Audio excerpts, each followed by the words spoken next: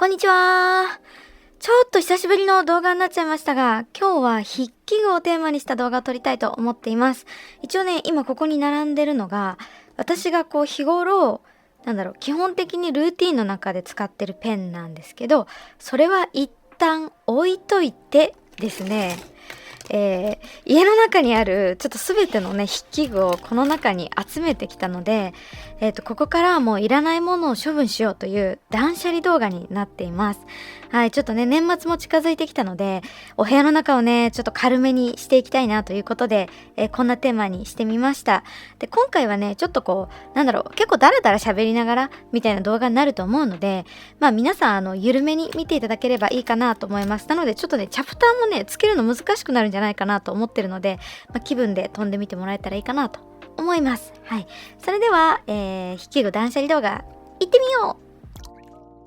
はい、まずはね、簡単に今のスタメンのご紹介をしていきたいと思います。スタメンっていうのは、週のどこかでは必ず使ってるよねみたいな、筆記具のことを言っています。まずはこちらのポチタですね。ジェットストリームの 4&1、4プラス1みたいな感じのやつだと思うんですが、4色のね、ボールペンがここに入っていて、真ん中のところではシャーペンが使えますよっていう形のものになってます。で、チェーンソーマンコラボのもので、今、チェーンソーマンの映画やってるので、それに合わせて発売されたものかなと思います。ここにね、ポチタがついてて可愛いの。はい。で、今使ってるこの手帳ですね。日々の持ち歩き手帳には必ずここに、こちらのペンをつけているというような感じになっています。はい。なんでこれは、今一番使ってるペンといえばこのジェットストリームかなというところです。はい、そしてこの辺が付帯のペンですね。で、私は会社のカバンに必ずこの2本を入れるようにしてます。マーカーは何かしら、私はこのメモをね書くときにタイトルにラインを引くっていう決め事にしてるんですけど、例えばここのショッピングリストとかを書くとそこに色を塗るみたいな感じでやってるんですが、それの会社でもね何かしら1本あるといいなということで、もうこれはリュックに刺したまま一応置いている1本になってます。で、このカラーがマイルドミントっていう、ちょっとグリーンがかったグレーみたいなイメージが近いかなと思います。あんまり文字の色を邪魔せず、ちょっと背景のねトーンを変えてくれるっていうような目的で使うことが私は多いです。ちょっと試しにこの色をねグレーと、マイルドライナーといえば私はマイルドグレーだと思ってるぐらいなんですけど、これマイルドクールグレーですね。マイルドクールグレーが本当に好きなんですけど、このマイルドクールグレーと同じぐらいのカラーの感じで描けるのがこのマイルドミントって感じですね。同じ色の強さでちょっと色味のトーンが違うかなみたいな感じで、このね色調が私は一番使いやすいなと思ってますというところです。で、これはリュックにいつも入れてるやつで、これもリュックにいつも入れてるんですけど、これ何でしたっけ、コレトだっけ、パイロットのハイテックシーコレトですねのシリーズですねの123 4色ペンを使ってます。で、これはスケジュールを書くときにちょっと目立たせたい予定の場合はこっちのペンを使うっていう感じで4色使ってます。なので結構ハイライト感の強い色2色と、普通の文字と馴染んでも使えるこのブルーとちょっとこの黄緑みたいな色、を入れてるっていう感じかな。でも正直ねちょっとこの黄緑、これは視認性があんまり良くないなと思ってるので、実体よく使ってるのはここの3色かなっていう感じで、これも一応リュックにいつも入れていて、ハイライトしたいような予定が入った時にはこっちの色を使うっていうことをやったりしてます。はい。で、この2本もスタメン。それから、この辺ですね。この辺のマイルドライナーは、日記とかそれ以外のノートを書くときに、よく使ったりしてますね。マイルドゴールドか。マイルドゴールドは、こんな感じの色なんですけど、このマイルドゴールドはですね、新月ノート、満月ノートみたいなのを書くときにこれでハイライトをすることが多いかなっていう感じで、こっちの、マイルドバーミリオンっていうカラーは、日記ですね。ロルバーンの日記を書いてるときに日付をハイライトするために使ってるっていう感じですね。実際に見せてみると、この私の動画でもよく出てくるこいつなんですが、こういう感じでハイライト、日付を書いてそこにこうハイライトするっていうので、これは使うことが多い色味かなっていう感じで、黄色は結構メモ系の時に使ってるっていうものかな。でグレーは本当に万能です。この辺の色はちょっとこうタイトル系で目立たせたい時につけるんだけど、こっちのグレーはもうちょっとそこまで目立たせたくないなみたいな下の階層構造のものをハイライトするのに使ったりしてるっていう感じで、結構ここのマイルドライナーは、よく使うかなっていう4色になってます。でそれからここは万年筆系のスタメンですね。一つは、これもよく出てくると思うんですけど、セーラー万年筆の、カスタムできるやつですね。自分で色の組み合わせを決めて、セッティングしてもらえる4000円ぐらいの万年筆なんですけれども、こちらはモーニングページを書くのに使ってるので毎朝使ってるペンになります。だからこれも、スタメンで、これですね。これ以前トラベラーズノートを使っていた時に、それと一緒に持つための万年筆としてパイロットのキャップレス万年筆を持ってました。で今はねこれを、こっちのさっきのねロールバーンの日記を書く時に使ってるっていう感じですね。なんかねこれどのぐらいだろう、1年ちょっとぐらい使ってるかなと思うんだけど、このね見えるかな、ちょっとこのペン先のここのねマットブラックがちょっと剥がれてきて、中のねシルバーがちょっと見えてきました。私そんなにね扱いが丁寧な方じゃないし、こういうちょっと高めの筆記具でもガンガン外に持ち出して使いたいっていうタイプなので、ちょっとしょうがないかなっていう感じではありますが、私これ結構ねガンガン剥がれていって、こう中の金属の色が変わるぐらいまでちょっと使えたらいいなと思ってるので、これもねちょっと成長の証として見ていきたいなと思っています。はい、そんな感じでここまでが私の、スタメンゾーンですね。スタメンではない、ものたちが、こんなにもねたくさん待っていると、いうわけなんです。ちょっとね順番にやっていきたいと思います。まずは、マイルドライナーからいこうかな。私が今持ってるねマイルドライナーのシリーズはこれですね。同じこのマーカー系のやつだとこれはマイルドスモークグレーってやつですね。こういうちょっと濃いめの色なんですよね。そうで、ルバーンとかで描くと結構こうはっきりとして見えていいんですけど、私基本的にこう書いた文字をハイライトするために使うっていう感じなので、ちょっとねこのねマイルドスモークグレー色強いなって思うことがあるんですよ。例えば上に書いてるものと下に書いてるもののブロックを分けたいよみたいな感じで、上からとか下に文字を重ねずに塗る分にはいいんですけど、なんかそう思うとちょっと使いにくいなって思うことがあって、これちょっとね頻度が低いので、これはちょっともう断捨離したいと思います。捨てたいと思います。はい、自分のね好きなこのトーンの感じはもうクリアなので、ここら辺のものを今後買うとしてもこのトーンで選んでいくっていう、形にしたいなと、思ってますね。はい、でそれからこっちは、マイルドライナーのブラッシュのバージョンですね。先がこういう筆ペンタイプみたいな感じになっていて、ちょっとこう文字に強弱を持たせられるみたいな感じなのかな。そういう多分こうものだと思うんですけど、なんかねレタリングをちょっとやりたいなって思った時に、マイルドライナーぐらいのこう手軽さでやってもいいかなとか思ったんですけど、やっぱね私にはちょっとこの扱いが難しいし、あとこういう風にさ普通にこのハイライトで使おうって思った時もなんか微妙にこのなんて言うんでしょうね、このブラッシュ型独特のさこの入りのまっすぐさじゃないところ、この入りがさ斜めにこういう形になるところが嫌なんだよね。こうじゃなくて、そうでそれがねあんまりちょっと好きじゃなくて、こいつらもあんまりこう出番がなかったので、これはちょっとね断捨離対象に入れていきたいと思います。はい、こんな感じでねやっていくっていうことをちょっと見ていただけるといいかなと思うんですけど、はい、マーカー系は一旦この感じで、それ以外のところだとですね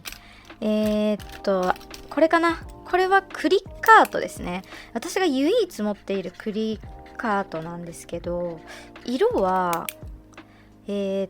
ブラックっていう色を持っています。でねこれ本当にほとんど全くと言っていいほど使ってないんですけど、このさ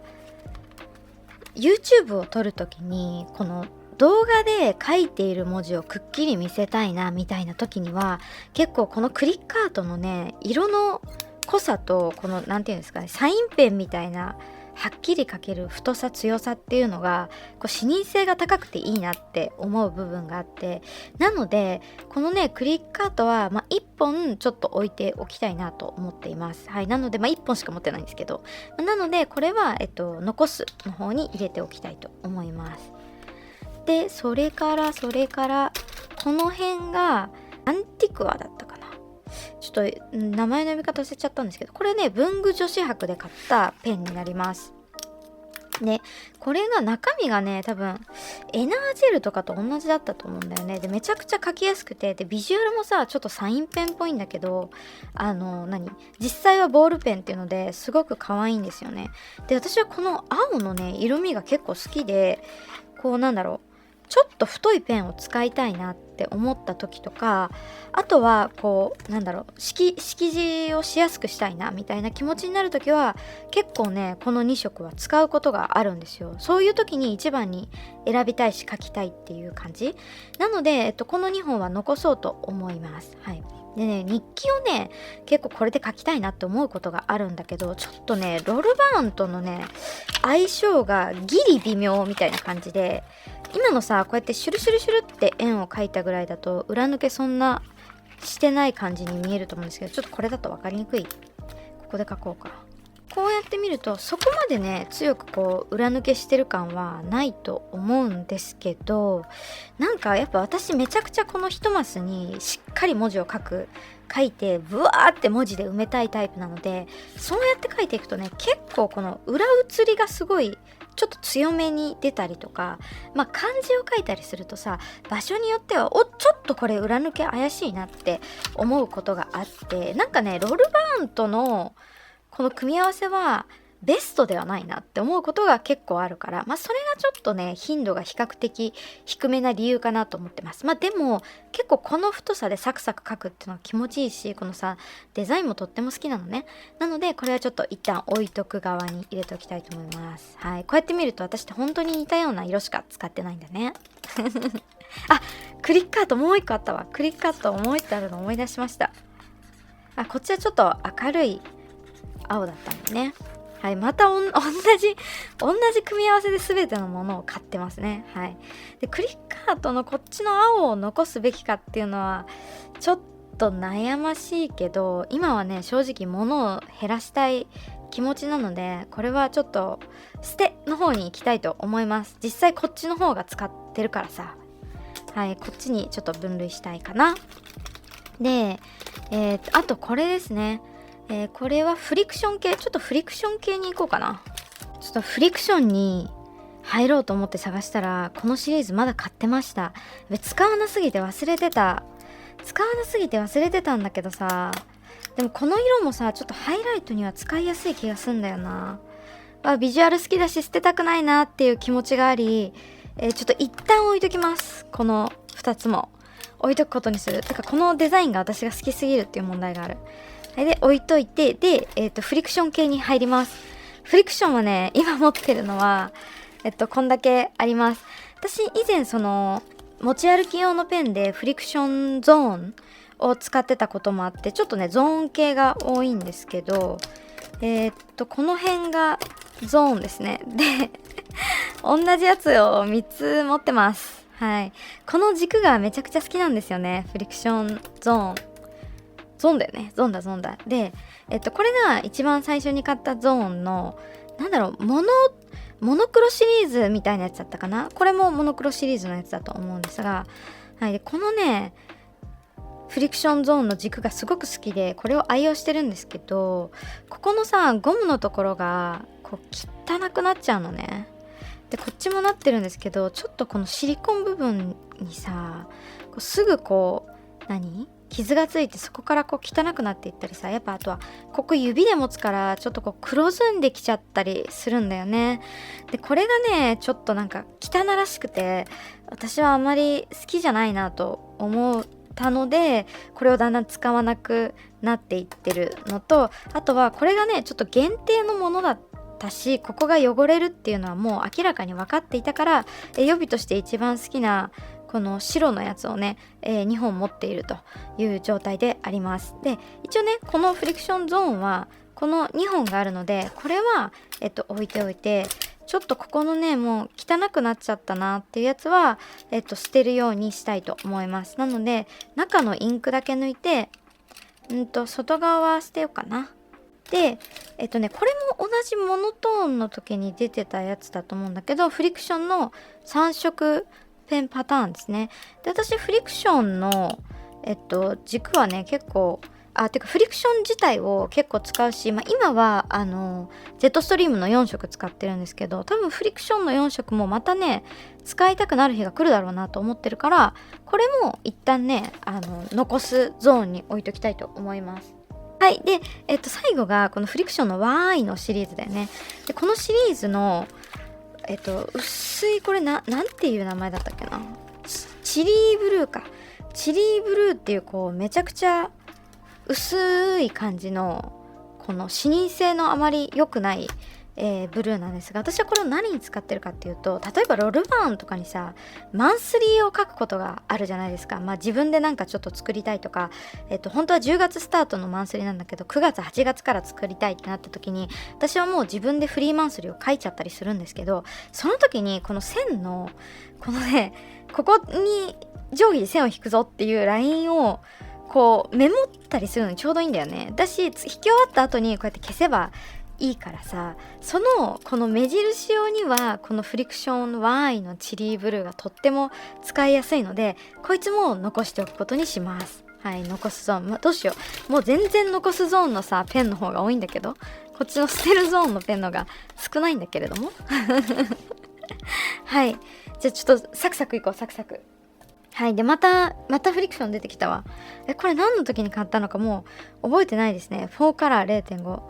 これもでも多分覚えてないんだけど、ここのなんかすごい音がしちゃった。このね頭のところが結構汚くなってるから、多分これは結構使ったんだろうねと、思われます。中に入ってるの何の色を入れてるんだろうな。色も変えてるので結構使ってますね。よし。で、これはねちょっと私の今の気分的にはこっちよりもこっちの方をね使いたいし、今そんなにねたくさん色を変える使い方をしてないし、多分こっから使い方を複雑にしていくことはないと思うので、シンプルにする方はあってもって思うから、ちょっとこれもね捨てたいと思います。カラーペン系はこれエナージェルの多分グレーですね。で、中身としてはここのねくくりに入ってきます。はい、グレーこっちが書きやすかったから本家の方もう買いたいなと思ってこのグレーを買ったんですよ。結構罫線とかにも書けるかなみたいな感じでなんだけど、ちょっとねなんか思ったより使う機会が多くなかったなっていうのが個人的な感想で、あとはやっぱり私モーニングページを書いてて思ったんですけど、なんかね文字を書くにあたって識字しにくい色好きじゃないなって思いました。なんか気持ちよく書けないなって思った。なんか仕上がった紙面を見るときにはこの薄い色が可愛いなって思うことが多いんだけど、実際読むって読み返すとか書いている最中に気持ちいいのは濃い色だなって思ったんですよ。で、なんか私はやっぱりこの見栄えの良いものを完成させるということよりかは、今取り組んでる瞬間楽しいとか、書いているある中身のが面白いとか、そういうことに優先度を高く持ってる人間なので、なんかそういう意味で薄い色、文字書く用に薄い色は自分には合わないんだなって、すごい学びになったかなっていう感じですね。なのでこいつにはありがとうという気持ちを込めながら、捨ての方に入れたいと思います。はい、ちょっと仕事のね連絡が入って急遽止めちゃいましたが、また戻りたいと思います。で、続いてがね、ユニボールのカラーペン系ですね。はい、なんかね結構ある程度一回ユニポールにハマった時にカラーペンも買いたいなと思ってわーって集めたんですよ。で集めたんだけど、先ほども言った通り私は意外とカラーペンを使わないなということが分かりましたので、ここも思いっきりね処分したいなと思ってます。でここに入ってるねこれなんだっけな、ブルーグレーだったっけななんかと、この辺のねペンはこっちに入れ替えてるんだよね。ユニボール 1P のこのクリアの入れ物が出た時に。でこのねクリアの見た目は気に入ってるから、これはちょっとこのまま残しておく感じにして、こっちのね外側の方は処分したいなっていうのと、あとはこの辺の薄いカラーだよね。でさっきも言った通り視認性がねあんまり良くないなっていうのが一つと、この辺のブルーと薄いブルーとこういう感じの色とこのグレーは、これもね罫線用に使ってたんだけど、罫線は結構ね他にいいなって思えるペンが出てきたので、ちょっとねこいつらの出番がなくなっちゃって、なのでこれもちょっと処分していきます。あと薄いのはやっぱ視認性悪くて読めないと、あとここもね一気にちょっと処分しちゃおうかなと思っています。正直私さっきも紹介した通り4色ペンとかさ3色ペンとかああいうタイプのものを何か1本あると、もうその色でね楽だからそっちで使っちゃうことが多くて、わざわざこの1本になってるやつをどこかから取り出してまで使おうっていう感覚がねちょっとあんまないなっていうことに今更ながら気づいてきて、本当にもったいないんだけど、ちょっとこれもねちょっと処分側に行きたいなと思います。ちょっとね捨てるかなんかお譲りにバッて出しちゃうかみたいなね、もうほんと300円で全種みたいな、そういう出し方をするかっていうのはちょっとねまた今後検討って感じなんだけど、でこれもちょっと処分にしたいと思います。で最後はこのね、これ白なんですよね。ちょっとね書いても見えないと思うんだけど、でこの白のやつはあ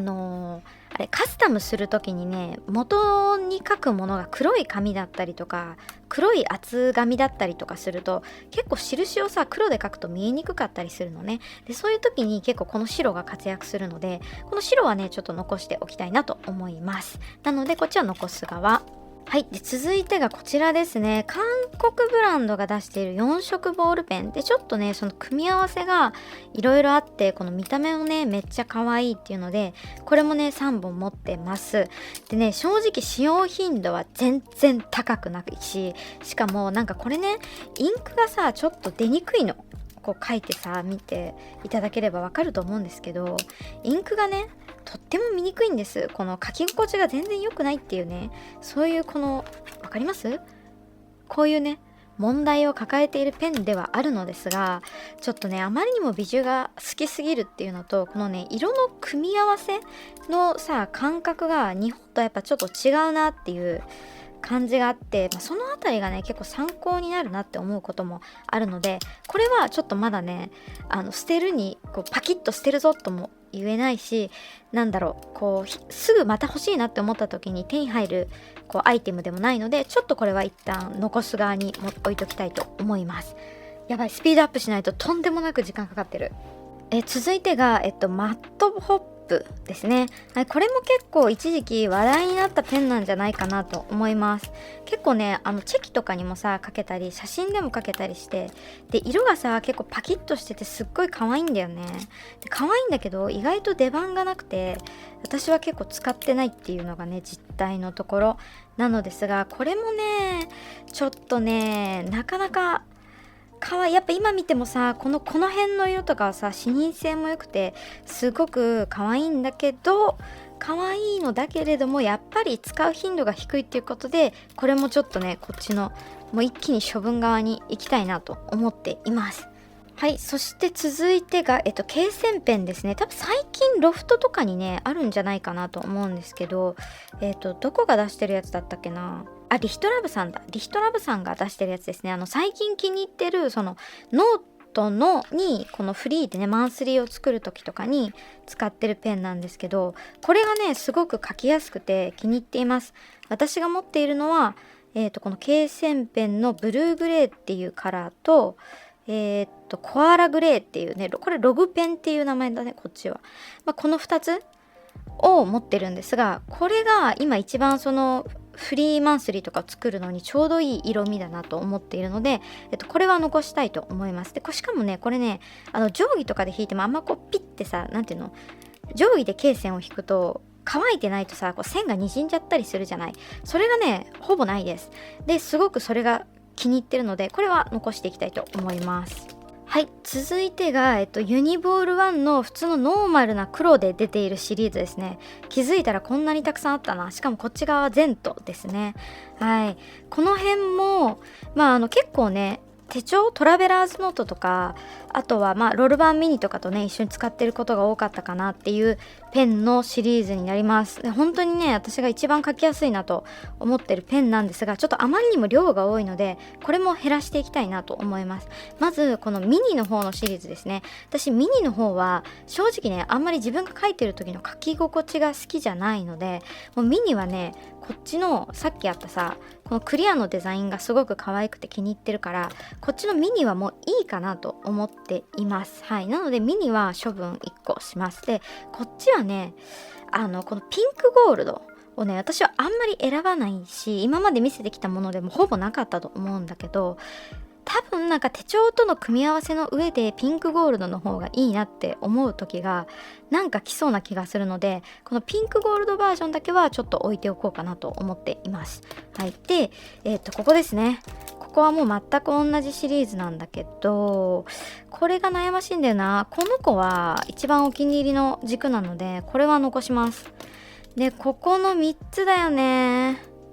これもね限定でちょっとこう柄がね、この辺は通常品だからいつでも買えるんだけど、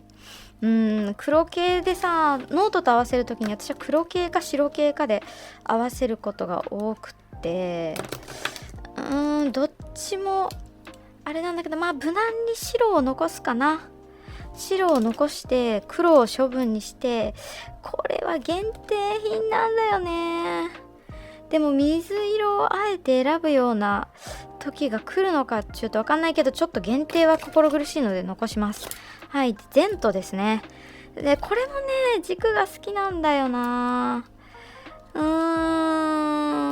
れがニューバージョン、これが旧バージョン、デザインとしては旧バージョンの方が好きなんだけど、あんまりこの辺のグリーンっぽい軸持ってないからこっちは残す。で白もねやっぱちょっ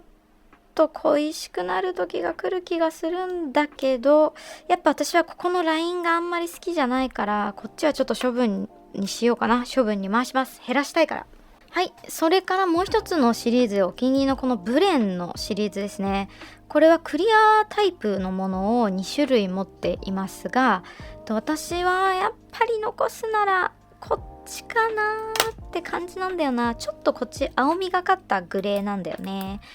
青みグレーも嫌いじゃない。ブラックの代わりとして使ったりすることが多いんだけど、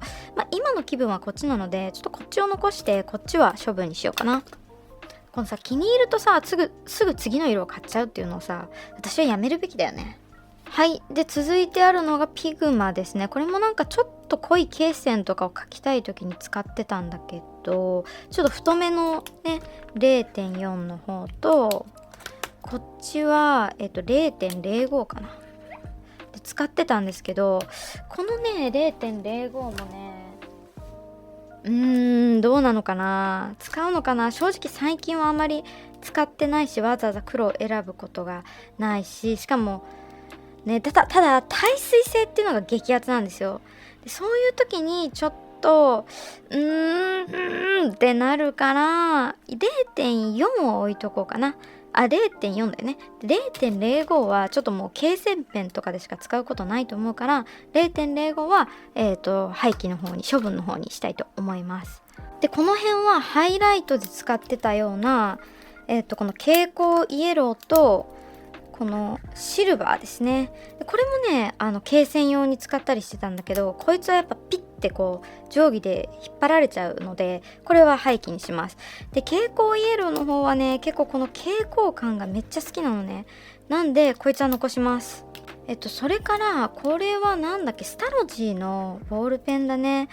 これもね本当にノーマルな4色ボールペンなんですよ。でね、ちょっとこれはビジュアルがやっぱ好きなのと、正直まだいまいち使い切ってないなっていう感じがあるので、これは残します。もう何本4色ボールペン持っとんねんって感じ。はい。で、なんとこれに関してはね、これなんだっけ、これラミーの、ボールペンで、このね、どこでこう押すかで出てくる色が変わるっていうね、そういう機構を有してる、ボールペンです。で、これは本当に昔死ぬほど使ったなっていうものなんですけど、ちょっとね、こっちの方はね、気候がちょっとおかしくなってて、思ってるね、色がね、やや出ないのよ。ちょっと違うんだよね。こっちとこっちでさ、持ってる感覚で出る色が違ってんのね。なので、ちょっとこっちは残して、こっちは、処分の方にしたいと思います。はい、そして最後に万年筆ですね。この万年筆なんですけど、これは1000円ぐらいで買った台湾かどっかの万年筆だったかな、加工グリーンっていうブランドなんですけど、これはね結構ねインクがドバドバ出る系なんですよ。でちょっとねそれが使いにくいなっていうのと、このねいまいちうまくこう使えなかったっていうか、私の持ってるノートのシリーズだとあんまりねちょっと相性が良くないなっていう、やっぱ筆記具で日本のものこそ最高だよなっていう、ラミーとかね外国だけど最高だよなって思ったので、これ処分します。でこれはパイロットのエリートです。で昔使ってた万年筆で、これもねお気に入りで2本持ってるんだけど、こっちの方がねインクフローがすごいドバドバってるのと、ビジュアルがね正直今の私の好みには合わないので、こっちは処分にします。でこれは初めて買った万年筆でとっても思い入れがあるし、今でも大好きだからこの子は残します。でそれから、書くのですね。で書くのはとりあえずインクが欲しくなって、インクをこう入れたい時にとっても便利に使える安い、ものなので愛用はしてたんですけど、ちょっと最近使う頻度がねあんまり高くないし、正直インクの詰め替えめんどくさいなっていう気分もあるので、中のコンバーターだけ取り出して一旦書くのは捨てようかなと思います。これはねまた買おうと思えば買えるものだから、これはちょっと価格帯も安いしね、なので一旦処分にします。でこれはカベコの万年筆ですね。これもトラベラーズノートとよく一緒に使ったなっていう、とっても思い入れのある、ものですね。もうちょっとこの辺とかにさインクの色がついちゃったりして、きちんとお手入れしないともういけないんだけど、これもねお気に入りなので、この子はちょっと残しておこうかな。はい。で最後のねこの辺はもう完全に役割が何だったんだっていうようなものなんですが、これは筆ペンだな、100均のペンなんですけど、これももう使わないので処分します。でこれはインクを入れて使う書き盛りのペンかななんだけど、正直今ねもうこれ結構ロールバーンとかに染みちゃうし、あんまりね使えてないから、これも処分にします。でこれはこうか、ちょっとレトロなねビジュアルが可愛くて買ったボールペンです。でたまに気分を変えたいなって思う時とかきっと来るだろうし、ボールペンは正直使い出があるから一旦置いとく。もうここはあとはもう役割がはっきりしてるので、この子たちも残しますと。はい。そして最後もこれボールペンですね。これは今まで一度も使ったことがないんですが、もうビジュアルが可愛いのでお部屋のインテリアとして使っているアイテムになります。これはインテリアなのでこのままひたすら、置いておくだけのものですね。これね本当に可愛いんだけど、こうやって書くときにさ重いのと、結構ここのクマちゃんが腕に当たるのね。それがねちょっとね書きにくいから、実際に使うことはないけど飾り用に、お家に置いておくアイテムとして置いておきます。はい。というわけで、とんでもないスピードで最後の方行きましたが、これだけね処分するペンが出てきましたよ。とんでもないね。一体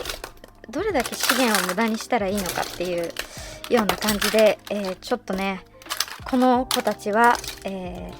何かしらねメルカリとかでちょっと、